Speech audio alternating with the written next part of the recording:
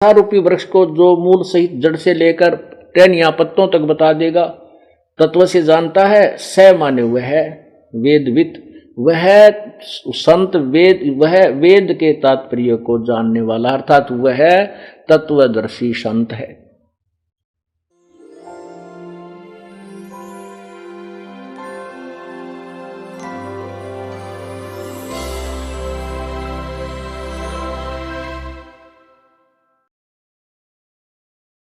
अब इसमें 15वें अध्याय का, जैसा कि आपने गीता अध्याय नंबर 4 के 34 में सुना है कि उस तत्वदर्शी संत की खोज कर। अब यहां 15वें अध्याय के प्रथम श्लोक में उसी तत्वदर्शी संत की पहचान बताई है। ये देखिएगा, ये है पंचदशो अध्याय 15वां अध्याय प्रथम श्लोक। इसमें क्या लिखा है कि ऊर्ध्व मूलम,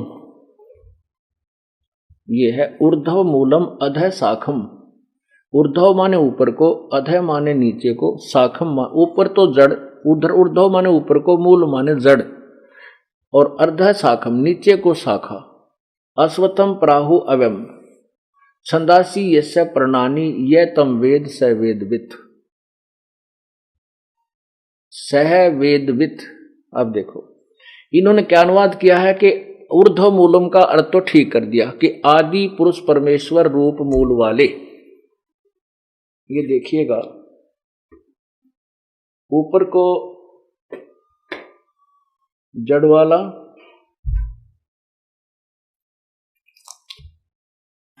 और नीचे को, ऊपर को जड़ तो पूर्ण परमात्मा, ये सच आदि पुरुष, आदि पुरुष, ये ऊपर को जड़, ये तो पूर्ण परमात्मा, पूर्ण ब्रह्म रूपी तो उस परमात्मा की जड़, यानी पूर्ण परमात्मा तो समझो संसार रूपी वृक्ष की जड़ है।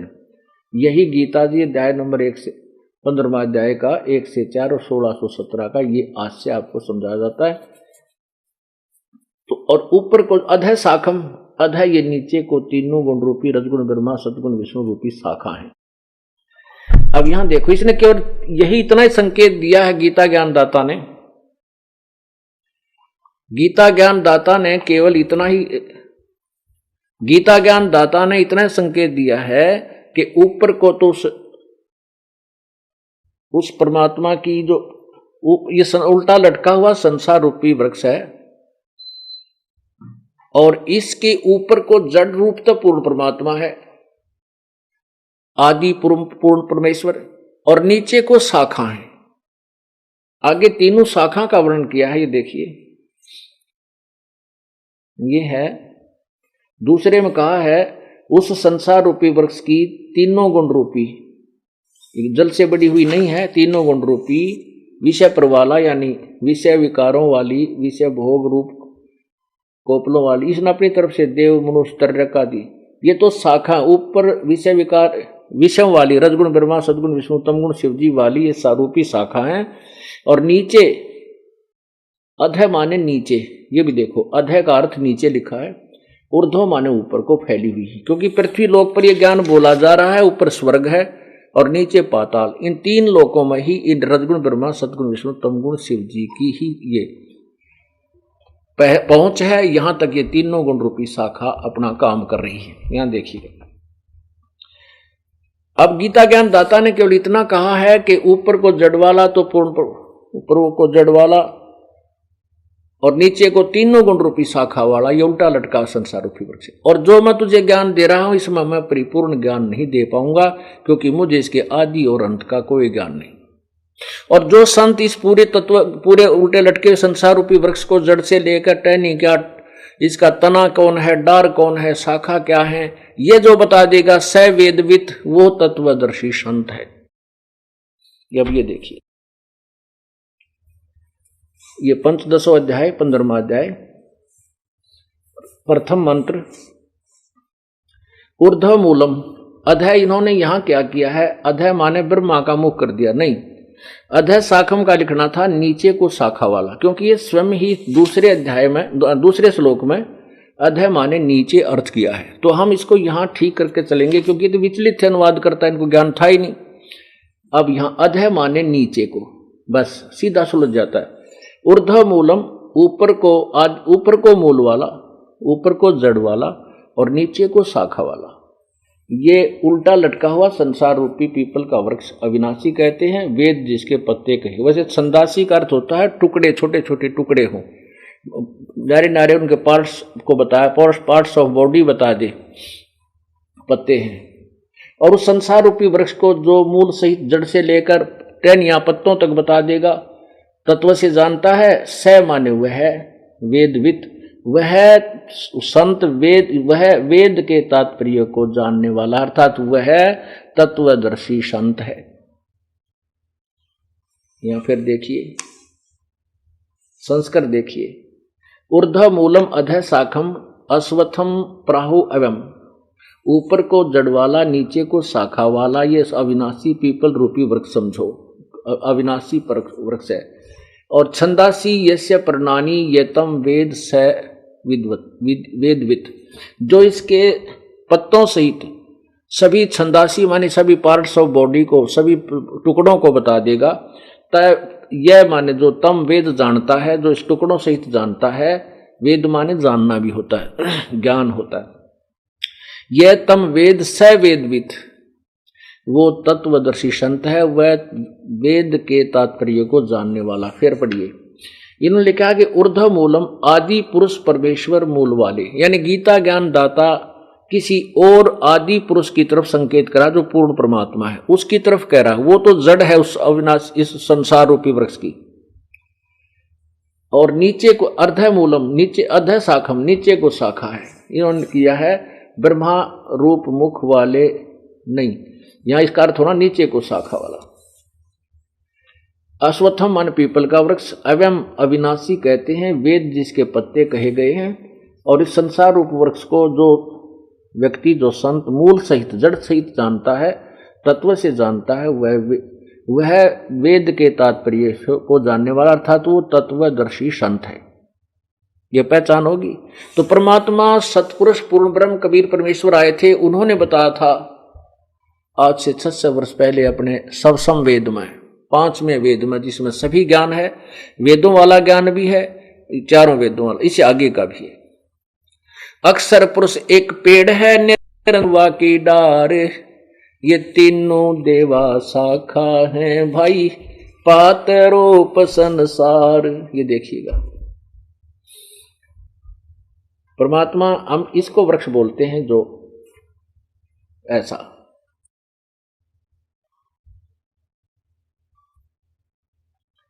ये एक वृक्ष है अक्षर पुरुष, ये जो ये पेड़ है, ये तना है, ये अक्षर पुरुष है। ये देखिएगा, तना ये अक्षर पुरुष है, और ये क्षर पुरुष है, ये डार निरंजन वा की डार, ये ब्रह्म है। और तीनों देवा शाखा हैं भाई, पातरोप संसार।